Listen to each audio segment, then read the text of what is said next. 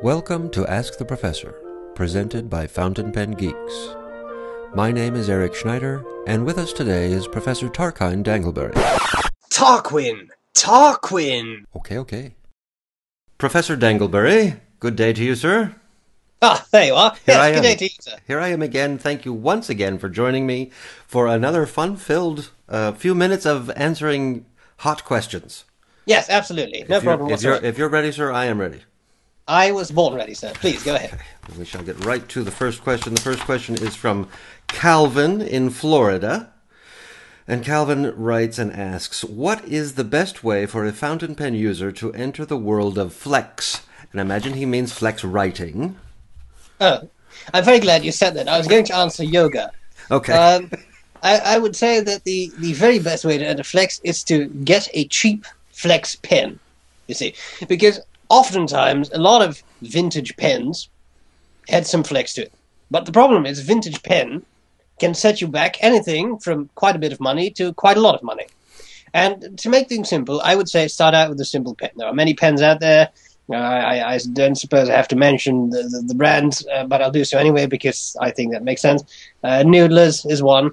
There are some nice Indian fountain pens you can get with fountain pens now. Oh, excuse me, with flex nibs now.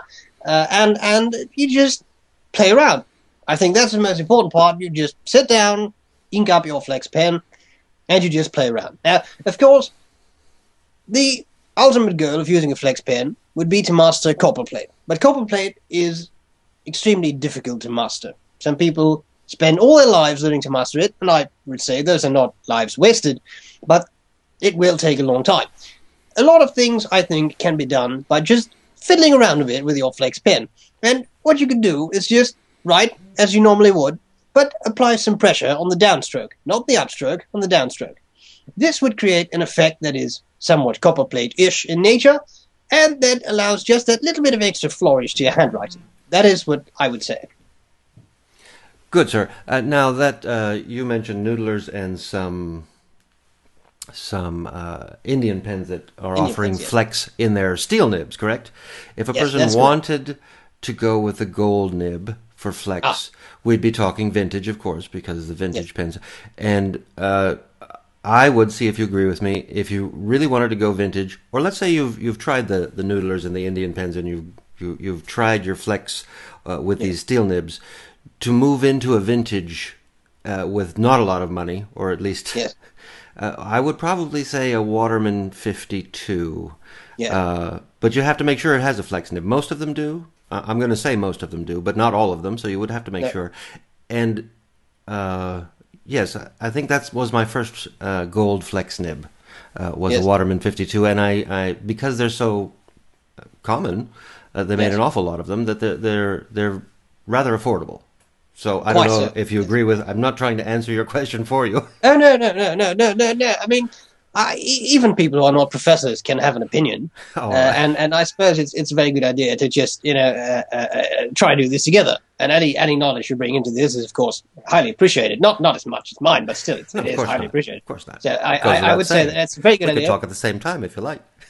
Oh yeah, that's even better. The problem with gold is if you're not used to adding that pressure on the downstroke, as you say, you can actually spring a gold nib, requiring repair or ruining the nib.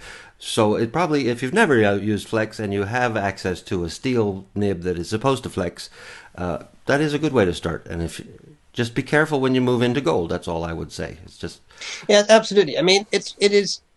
I think a true vintage gold nibbed flex pen will give you a very different experience than a modern made steel nib will. On the other hand, a steel nib is widely available, not particularly expensive, and that would give you some nice practice material, I would say.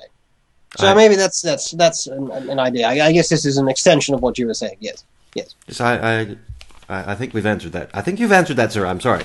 Shall we move on? Yes, absolutely. Here we have Alan in Oklahoma. And Alan's question is, how many fountain pens can I safely carry on a daily basis without other people thinking I'm strange? The answer is 4. 4. Definitive. Yes. Definitive answer is 4. Yes, the answer is 4. You see, the thing is this. Once you extend... one pen, I guess everybody carries a pen on a daily basis. It doesn't have to be a fountain pen. It could be a ballpoint pen. You'll go to hell, but it's possible. You can carry 2. You can carry 3. You can carry 4. But from that point onwards, it gets a little odd. And the thing is, I mean, you can get excellent 4-pen pouches. You can get 12-pen pouches, 48-pen pouches. I wouldn't be surprised you can get a 400-pen pouch somewhere. Maybe if you have to have it made, you can probably get it.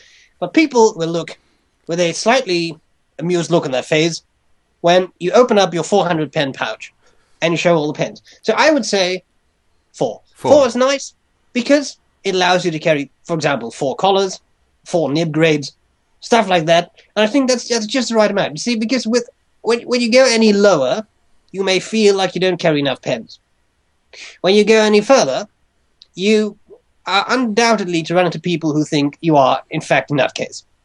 True. So for Alan, who asked the question, the answer is 4. And to expand on that, if I can, which I'm going to, I think if you're going to carry more than 4, I agree with your answer. 4 is actually, and you provided the backup material very nicely, the thought process behind your answer. Yes. I think if you're going to carry more than 4, you probably shouldn't even care if people look at you strange or think you're strange.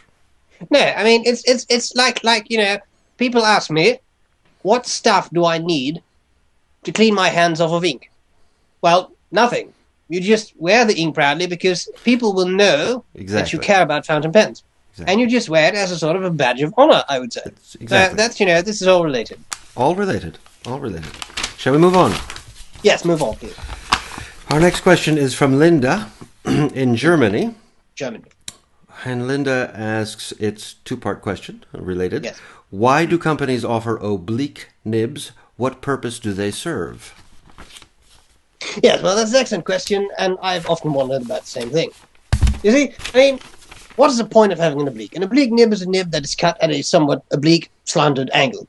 To a normal writer, which a lot of us are, an oblique nib has absolutely no point whatsoever. I mean, it does have a point because it's a nib. If it wouldn't have a point, you wouldn't be able to write with it. But in principle, an oblique nib is just cut, slanted, like this. And that is useful for people who rotate the pen into the paper somewhere when they write. And for those people, an oblique nib is very, very useful because it allows them to use fountain pens that they would otherwise find hard difficult to use, I would say. Now, the problem is that when you are... I don't really want to use the term normal writer because what is normal after all? But if you do not rotate your pen, then an oblique nib will have no point. And a lot of people seem to like them, but I've never really liked them, actually, to be honest. What was the second part of the question again, sir? What purpose do they serve? And so you've answered the entire both questions. Yes, quite. Some people rotate. The pen is rotated in their hands as they write, and so the oblique or slant cut of the tip of the nib counteracts that rotation. Exactly. And I do not personally use oblique nibs, no. but I would have to investigate. I guess I'm curious if a person rotates the pen and the oblique. So they use an oblique to counteract that rotation. What makes them stop the rotation there? Why wouldn't it just rotate more? I guess my pens don't rotate in my hand, but if you had a hand that rotated pens, yes. Why do they not just continue rotating? That's probably a question for another day. Because the nib is oblique. That's why they don't continue rotating, because they stop once the other part of the nib actually hits the paper. Why can't you just hold the nib straight with a non-oblique nib? Well, I mean, why does it turn from day into night? I mean, I have an answer to every question, you see. Then we'll move on. But that is the purpose of oblique. I don't use oblique nibs, but I know that they are popular, and they are for people who have a natural tendency to turn the pen a little bit. And our last question for today, sir, yes, sir, is from Jean-Luc in France. In France. What exactly is your relationship with Stephen Brown? And I'm sorry if I put any accusatory tone in my voice. I'm just reading the question. No. That's absolutely fine. Yes, Stephen Brown was a flunked student of mine. Oh, really? He tried to study with me. This was I accepted him because I tend to have a generally nice nature and I'm very accepting of people. But he took a couple of courses, he wrote a couple of papers.